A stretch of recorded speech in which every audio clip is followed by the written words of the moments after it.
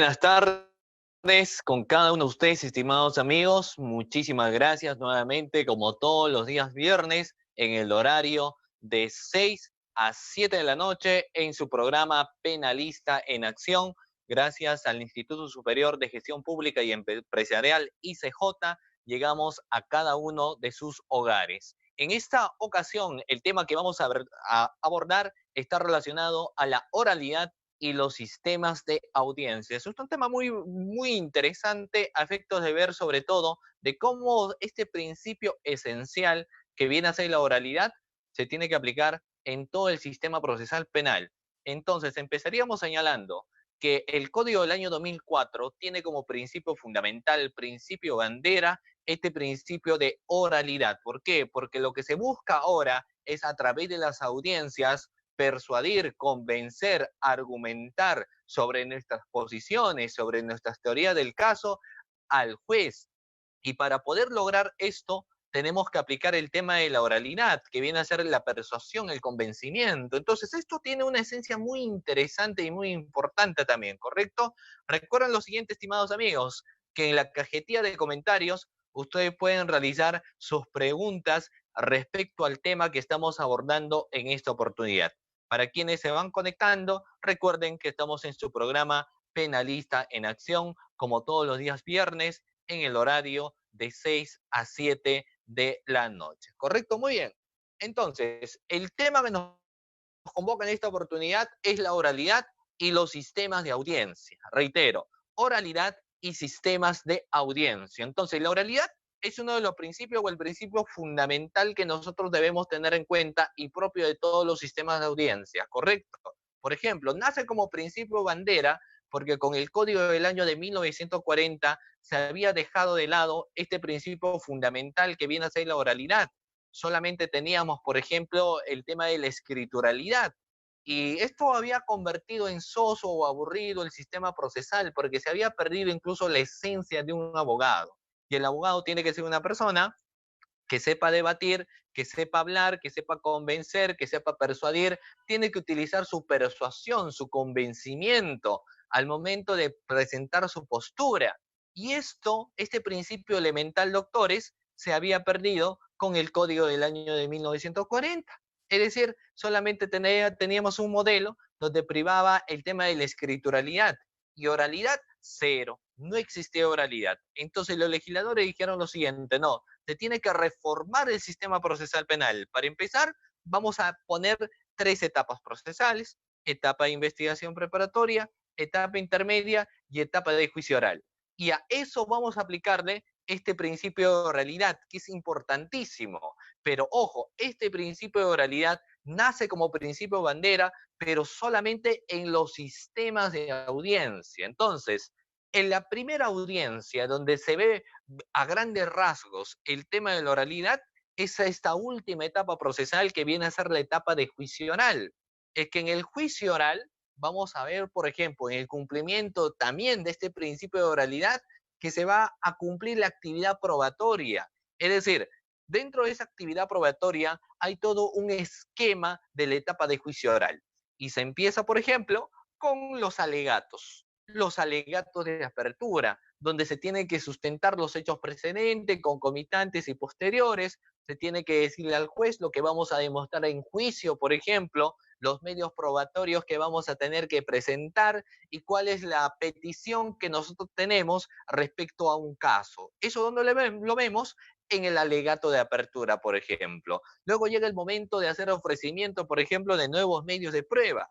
Y los nuevos medios de prueba se pueden dar en 2 circunstancias. Tomemos mucha atención, ¿correcto? Medios de prueba se pueden dar en 2 circunstancias: por especial motivación, una de ellas, o la otra es cuando los medios de prueba han sido de conocimiento con posterioridad a la audiencia de control de acusación. Reitero, en la etapa de juicio oral se tendría 2 momentos para hacer ofrecimientos de medios de prueba. Reitero, en la etapa de juicio oral tendríamos 2 momentos, mucha atención, 2 momentos para hacer ofrecimiento de medios de prueba. Uno de ellos, cuando sean de especial motivación.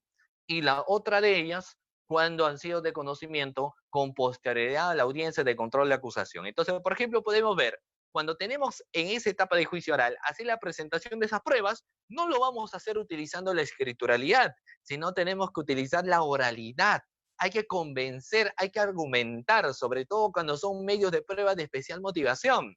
Luego, cuando nos toca hacer el interrogatorio, por ejemplo, el contrainterrogatorio, hay que tener que preguntar al testigo, hay que tener que prepararnos y las preguntas que se van a hacer a nivel de juicio van a ser orales. Es decir, en juicio se deja de lado la escrituralidad. En juicio vamos a ver la oralidad. Entonces, las preguntas que yo voy a hacer, las preguntas directas, indirectas, el interrogatorio, contrainterrogatorio, las preguntas al perito, lo voy a hacer utilizando la oralidad, ¿correcto? Cuando luego del debate del mismo, de estas preguntas, del interrogatorio y contrainterrogatorio, resulta la necesidad de una prueba necesaria, también lo haré utilizando la oralidad, porque por supuesto, la prueba necesaria también se utiliza la oralidad. Y finalmente, cuando hablo mi alegato de clausura, que tiene que ser argumentativo, porque ¿cómo empiezo mi alegato de clausura? Con palabras como he demostrado, he comprobado, hemos demostrado, hemos comprobado. Y estas palabras se hace utilizando el tema de la oralidad. Entonces, obviamente que la etapa estelar del proceso, la etapa de juicio oral, es netamente oral. Es netamente oral. Claro, se encuentran 4 principios que sustentan la etapa de juicio oral, pero la oralidad es el pilar fundamental en la etapa de juicio oral, ¿correcto? Como ya he señalado. Luego se pasa a esta etapa intermedia, conocido como la etapa de saneamiento procesal.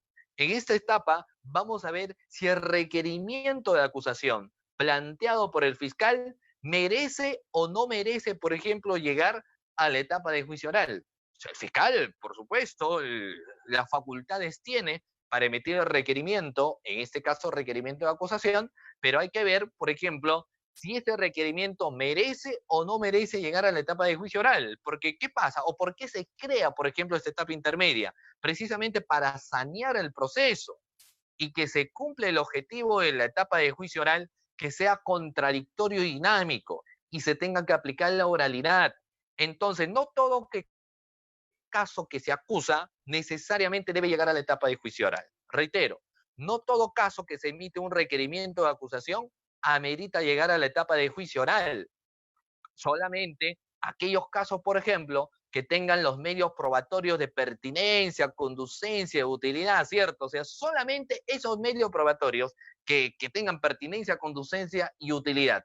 Añadido a la narración de los hechos precedentes, concomitantes y posteriores, después que ha pasado por un debate, recién serán merecedores de llegar a la etapa de juicio oral. Si no, por ejemplo, el juez emitirá en ese caso en particular un auto de sobreseimiento. Entonces, el tema es que la sustentación, reitero, el tema es que la sustentación de ese requerimiento va a ser oral. La narración de mis hechos precedentes, mis hechos concomitantes y mis hechos posteriores, lo tengo que hacer de forma oral.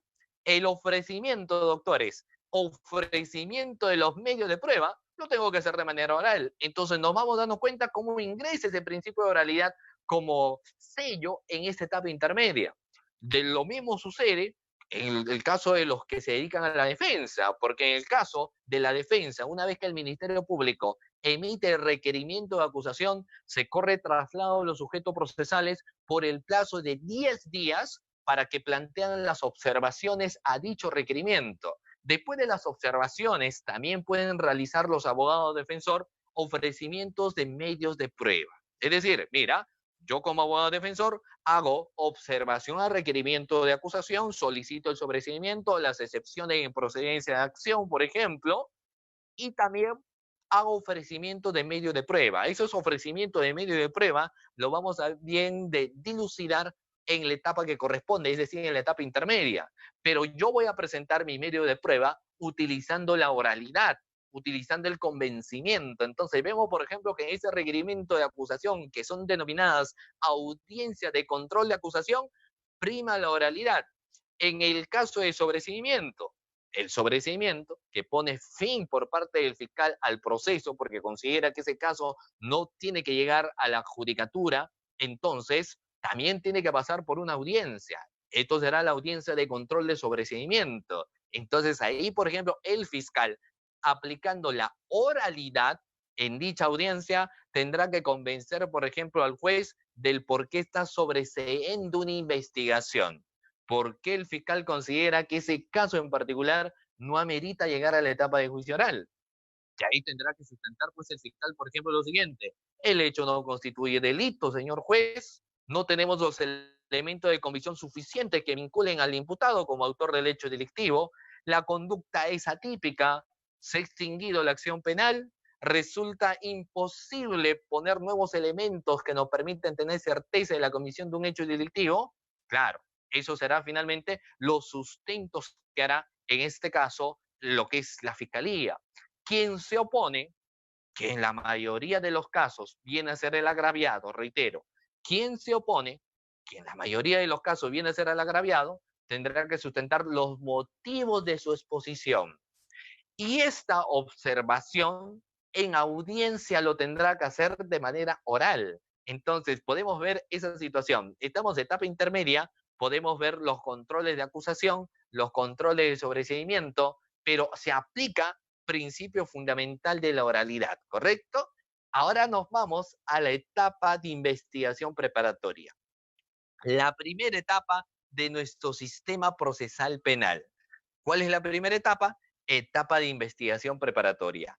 En ese caso en particular, por ejemplo, ¿qué vemos? Esta etapa está subdividido en las diligencias preliminares, que sirven para recolectar elementos de comisión de cargo y de descargo y realizar los actos urgentes e inaplazables. Y estamos también, y se observa, por ejemplo, la audiencia de investigación preparatoria.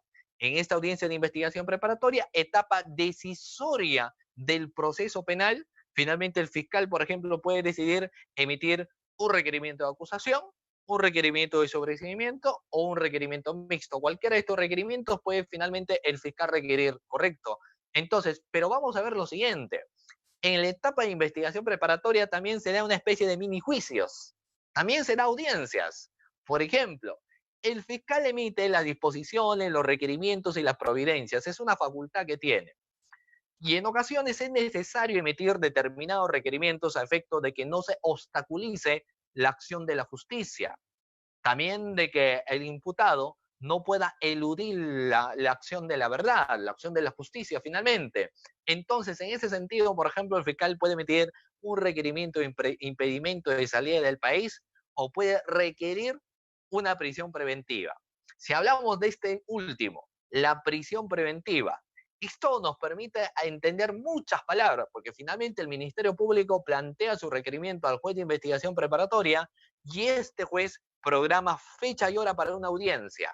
Esa audiencia es netamente oral. O sea, finalmente vamos a ver que el debate se va a dar a través de la aplicación de la oralidad. Es decir, el fiscal tendrá que sustentar cada uno de los tres presupuestos materiales que señala el código: los graves y fundados elementos de convicción, la prognosis de la pena, duración de la medida, tendrá que señalar, por ejemplo, en el peligro procesal, peligro de obstaculización o peligro de fuga, tendrá que sustentar también la proporcionalidad de la medida, si la prisión preventiva es proporcional o no es proporcional, pero todo ese peritorio por parte del fiscal lo va a estar aplicando la oralidad. Y el abogado defensor, obviamente, que está en oposición del requerimiento que está presentando el fiscal, también tendrá que aplicar, doctores, la oralidad. Entonces, es una audiencia típica de investigación preparatoria donde se aplica el contexto de oralidad. Hay que aplicar de manera adecuada la oralidad, la sustentación. Otra audiencia típica, el artículo 74 del Código Procesal Penal nos habla de los derechos que tiene el imputado. Tiene varios derechos. El código nos señala cerca de 6 derechos aproximadamente que tiene. Uno de derecho, por ejemplo, que sea la imputación necesaria. Entonces, el fiscal, pongamos como ejemplo, que formaliza la investigación preparatoria, el fiscal hace una formalización de investigación preparatoria y se sobreentiende que cuando uno emite esta disposición, ya tiene mayores elementos de convicción, ya ha individualizado al presunto autor del hecho delictivo. Entendemos esa situación. Pero ¿qué pasa en el caso en concreto? De que lo que ha señalado en la disposición de formalización de investigación preparatoria con relación a la imputación es lo mismo que ha sustentado en la disposición de inicio de diligencia preliminar. Es decir, los hechos no han variado. ¿Será posible esto? O sea, los hechos en contenido, en atribución me refiero. Claro, evidentemente los hechos no pueden variar, pero respecto, por ejemplo, a lo que era el contenido de la disposición de inicio de diligencias preliminares, ahora la formalización de investigación preparatoria tiene que estar más reforzado. Por ende, que el inicio de investigación preparatoria necesitamos una duda razonable, una sospecha de la comisión de un hecho delictivo, suficiente la sospecha, el indicio para iniciar una investigación. Pero cuando ya formalizamos, tenemos que tener la certeza, tenemos que tener ya una sospecha reveladora, tenemos que tener mayores elementos de convicción para poder formalizar esta investigación. Pero, ¿qué sucedería, por ejemplo, si el fiscal lo mismo que hizo en el inicio de apertura, lo hace en la formalización de investigación preparatoria? Ni más ni menos, lo mismo. Entonces, obviamente existiría una vulneración a la imputación necesaria. El abogado defensor pediría y le diría al señor fiscal, usted necesito que me esclarezca, que me señale ahora ya en la etapa de formalización de investigación preparatoria cuál ha sido la participación que ha tenido mi patrocinado. Y el fiscal, por ejemplo, te responde con un téngase presente, la vía que corresponde es acudir a esta institución que viene a ser la tutela de derecho y nos iremos ante el juez de investigación preparatoria. Entonces, el juez de investigación preparatoria, como juez de garantías ante el pedido existente, programará fecha y hora de audiencia. ¿Qué audiencia? Audiencia de tutela de derecho. Esa es la denominación, por ejemplo, de la audiencia. Audiencia de tutela de derecho. Y esa audiencia de tutela de derecho se realiza de forma oral. Es decir, en este caso, el que tendrá que plantear del por qué está acudiendo vía tutela de derecho será la persona agraviada. En este caso, el agraviado tendrá que señalar cuáles han sido las vulneraciones, por ejemplo, de los derechos fundamentales. ¿Cuál se ha vulnerado? Entonces muchos dirán lo que se ha vulnerado, por ejemplo, es la imputación necesaria. No hay imputación necesaria. Ah, perfecto. Entonces, en esta audiencia, el fiscal se tendrá que declarar fundado o infundado la tutela de derecho, por ejemplo, y si se declara fundado, le exigirá al señor fiscal de que haga el pronunciamiento respectivo de la imputación necesaria en determinados días. Pero esto se realiza de forma oral. Otra de las audiencias que también se suele observar aplicando oralidad en la etapa de investigación preparatoria, típico, por ejemplo, ya hemos señalado la prisión preventiva, hemos señalado la tutela de derecho y ahora vamos a ver con el aspecto del plazo procesal. Es decir, nuestro sistema procesal penal, como lo hemos visto en varios de estos programas, quienes recién están sintonizando, estamos saliendo en vivo. Recordemos que estamos en su programa Penalista en Acción. Programa Penalista en Acción, todos los días viernes en el horario. Les invito a hacer las preguntas respecto al tema que estamos abordando en esta oportunidad, que está relacionado a la oralidad y los sistemas de audiencia. Ojo, es el tema que estamos teniendo bien de vertir en esta oportunidad, la oralidad y los sistemas de audiencia. Y estábamos hablando de los diferentes sistemas de audiencia, desde la etapa de juicio oral, la etapa intermedia, la etapa de investigación preparatoria, y ahora estaba virtiendo, por ejemplo, sobre el tema de los plazos. Y hablaba de los plazos que actualmente son de estricto cumplimiento y son perentorios. A diferencia del código del año de 1940, código del año de 1940, donde el plazo, por ejemplo, era extenso, ¿cierto? Uno no sabía cuándo iba a terminar ese plazo. Ahora la situación es diferente, los plazos son perentorios porque uno puede plantearte un control de plazo. Pero también a veces cuando se tiene varios casos investigando, ¿correcto? Porque ya estás en la práctica, estás investigando cada uno de estos casos, el tiempo te queda corto. O sea, si hayas declarado tu caso complejo 8 meses, al tener abundante carga procesal, a veces el caso te resulta pues insuficiente en el plazo a nivel de investigación. Y lo que uno hace, por ejemplo, es requerir, o sea, una prórroga. ¿Una prórroga de qué? Una prórroga de investigación preparatoria. Eso es lo que uno hace, requerir una prórroga de investigación preparatoria. Entonces, esa prórroga de investigación preparatoria, el juez no te responde de manera escrita. Porque ¿qué requerimientos el juez sí te responde de manera escrita donde no utilizaríamos oralidad? Impedimento de salida del país o prisión preventiva. Impedimento de salida del país o, ¿qué tipo de requerimiento? Y ahí veríamos, por ejemplo, levantamiento secreto de las comunicaciones no te resuelve a través de una audiencia, sino te responde por escrito, por ejemplo. Levantamiento de secreto bancario, de la misma manera. No es necesario que nos vayamos a la etapa de juicio oral, sino que te responde por escrito, por ejemplo.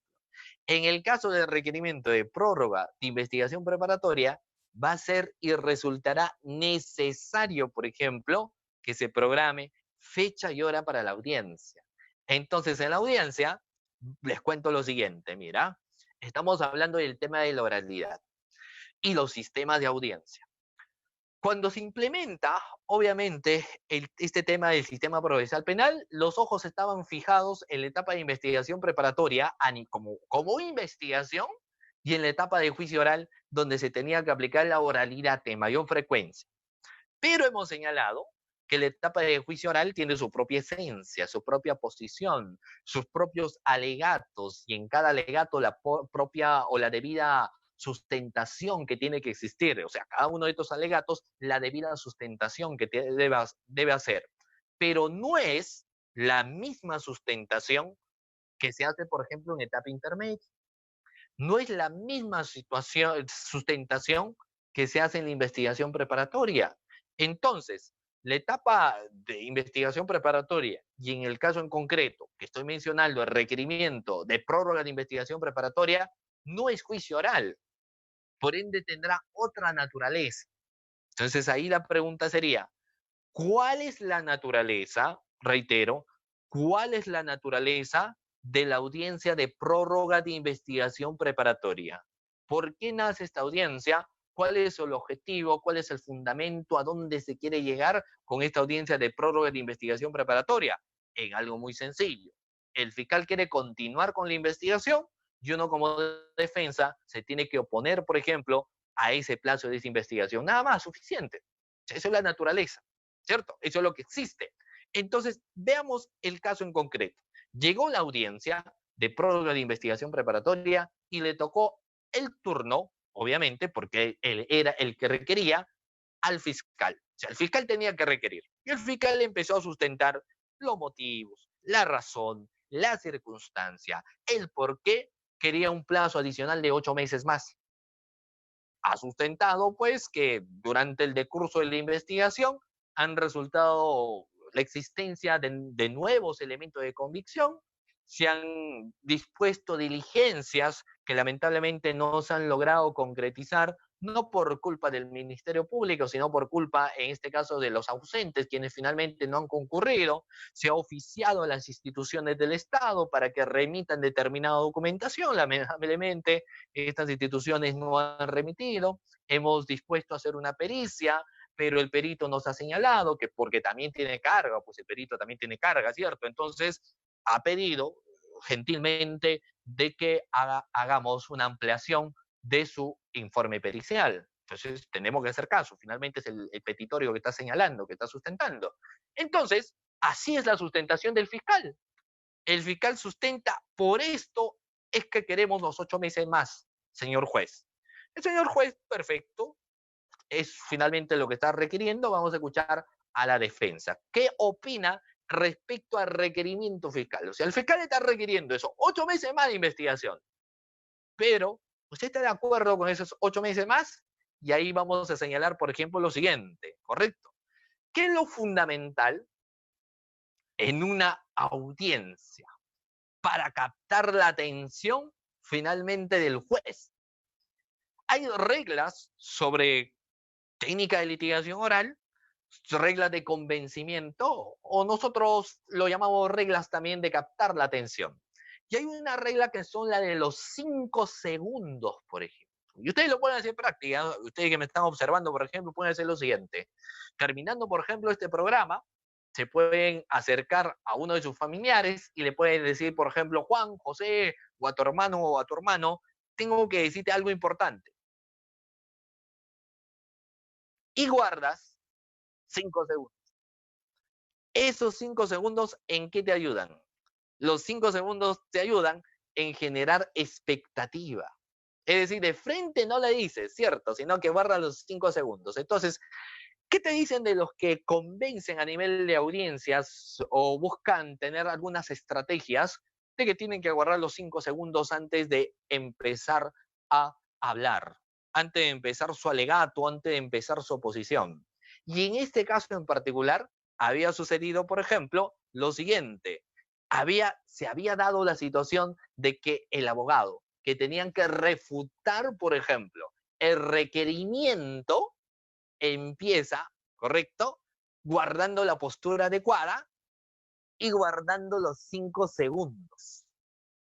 Y su contacto visual. Ministerio Público evidentemente dijo en este caso, uy, ahora se nos espera una audiencia de prórroga de investigación preparatoria muy interesante. Pero adivinen cuáles han sido las palabras, por ejemplo, que que ha empezado a utilizar este abogado. Empezó diciendo lo siguiente: en el presente caso, mi patrocinado es inocente. No tiene nada que ver con los cargos que le están formulando, con los cargos que le están imputando. Es inocente, no ha cometido ningún delito. Entonces, obviamente, la jueza le dijo, a ver, señor abogado, estamos en una audiencia de prórroga de investigación preparatoria. Acá no estamos en oral, en la etapa de juicio oral. En la etapa de juicio oral usted sustentará a través de su alegato de apertura. Entonces el abogado nunca había asistido a una audiencia de prórroga de investigación preparatoria. Solamente había asistido a las audiencias de juicio oral, me parece que unas 5, 6, 7 veces. Y siguió como si se tratara de una audiencia, por ejemplo, de juicio oral. Evidentemente la jueza se molestó y dijo, mira, señor abogado, vayamos al caso en concreto. Acá el señor fiscal, representante del Ministerio Público, está requiriendo, mucha atención, está requiriendo, por ejemplo, lo que viene a ser, en este caso, la prórroga de 8 meses. Usted, respecto a ese tema, ¿qué tiene que decir? ¿Está de acuerdo o no está de acuerdo con que se prorrogue el plazo? Y adivinen qué fue lo que dijo el abogado defensor. Adivinen qué fue la sustentación del abogado defensor. El abogado defensor dijo lo siguiente: mira, señor juez, yo no tengo ningún problema. Si acá el representante del Ministerio Público quiere la prórroga de investigación preparatoria, 8 meses, yo no lo pongo. Dele los 8 meses. Entonces, ¿a qué conclusión una vez arriba de que no siempre, correcto, se aplica la oralidad por aplicar, sino que hay que entender también, por ejemplo, respecto a cada audiencia? Recuerden que pueden dejar sus preguntas, ¿correcto? Pueden dejar sus preguntas, por ejemplo. Vamos a ver, hay una pregunta que nos lanza acá en esta transmisión Carlos Arazola. Dice lo siguiente: una pregunta, ¿qué pasa si en la etapa intermedia no he planteado mis medios de defensa por escrito? ¿Puedo hacerlo en la audiencia oralmente? Es una pregunta bastante interesante que vamos ahorita a responder. Recuerden, pueden hacer las preguntas, hemos estado ilusionando sobre la oralidad y los sistemas de audiencias en la cajetilla de comentarios. Hagan su pregunta que consideren pertinentes, estaremos respondiendo cada uno de ellos. Vamos a responder a continuación la pregunta de Carlos Arazola. La oralidad es un principio bandera, pero tiene que cumplirse un procedimiento.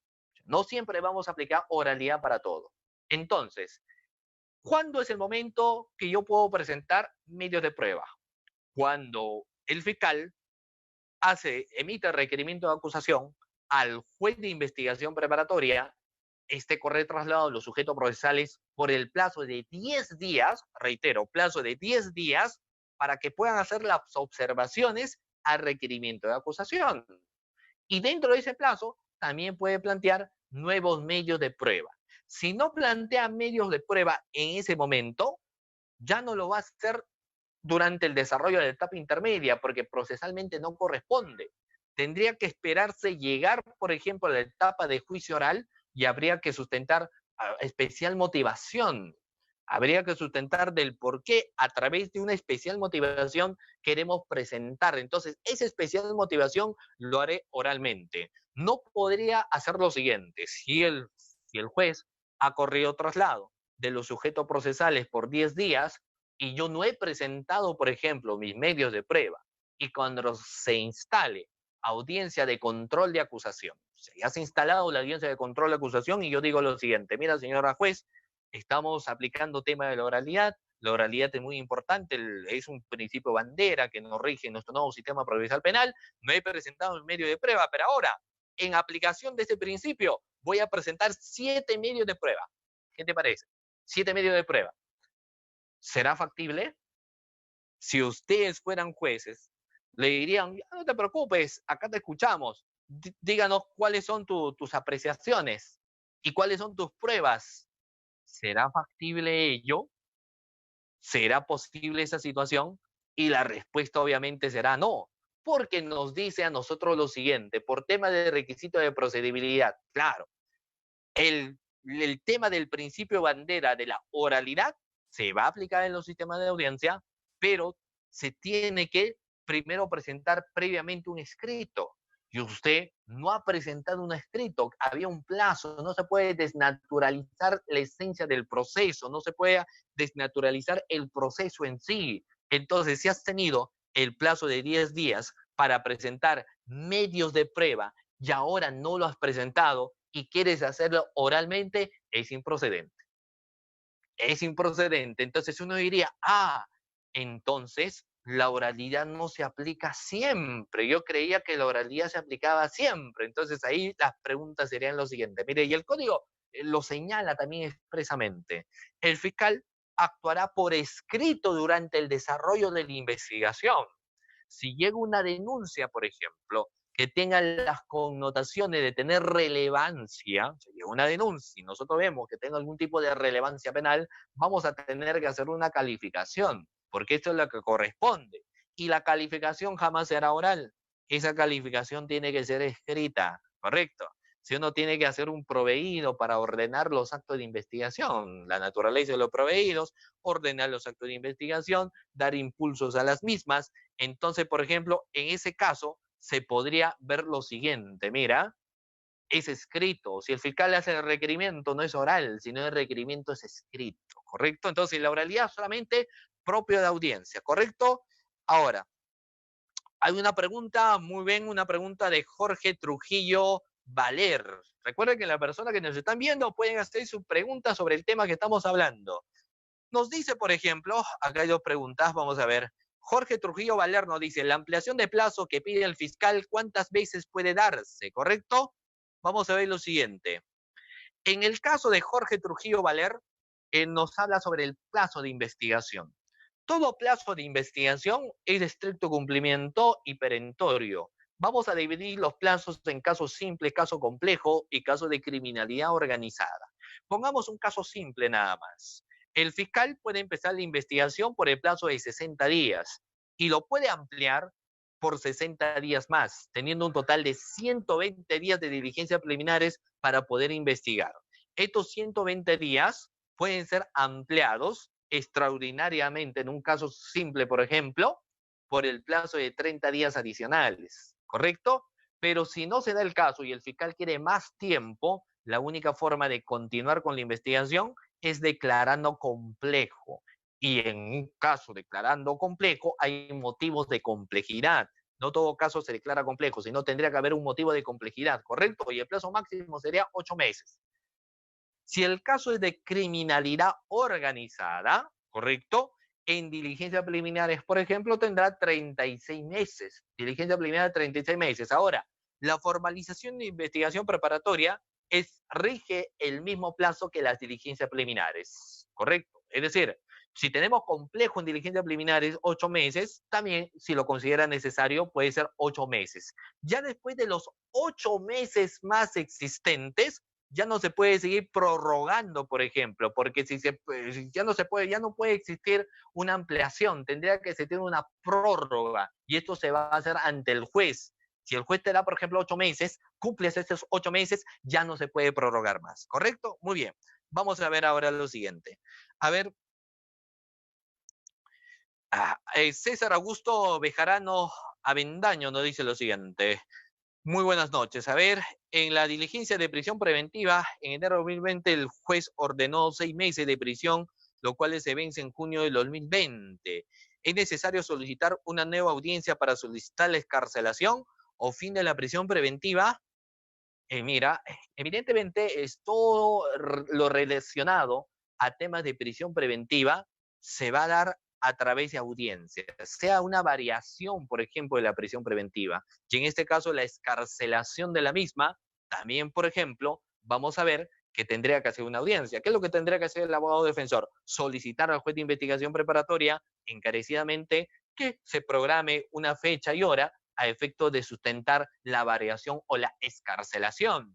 No podría existir, porque tiene que esto someterse a un contradictorio, de manera automática el cambio, es decir, de prisión preventiva a la escarcelación. Necesariamente esto tiene que llevarse a través de una contradicción y la contradicción, la única forma que lo van a ver es a través de una audiencia. Tendría que requerirse, ¿correcto?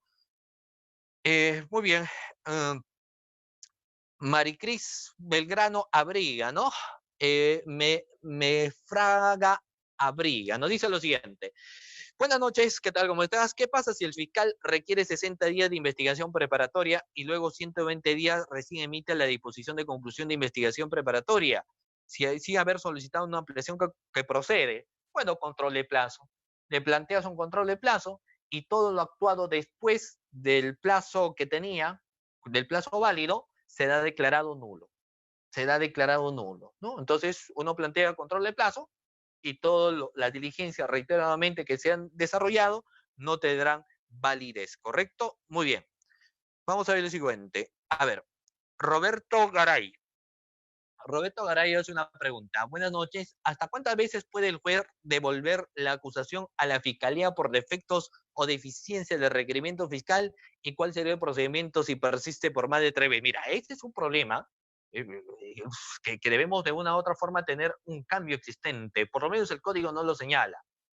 No señala un límite, ¿correcto? No señala un límite, por ejemplo, de cuántas veces uno puede devolver el requerimiento de acusación. Como no existe un límite, si uno ve un tipo de defecto de carácter formal, de carácter sustancial, finalmente devuelve, por ejemplo, al fiscal para que tenga la bien de subsanar. El fiscal se entiende que ahora sí ya ha subsanado, sin embargo, resulta que siguen existiendo errores, por ejemplo.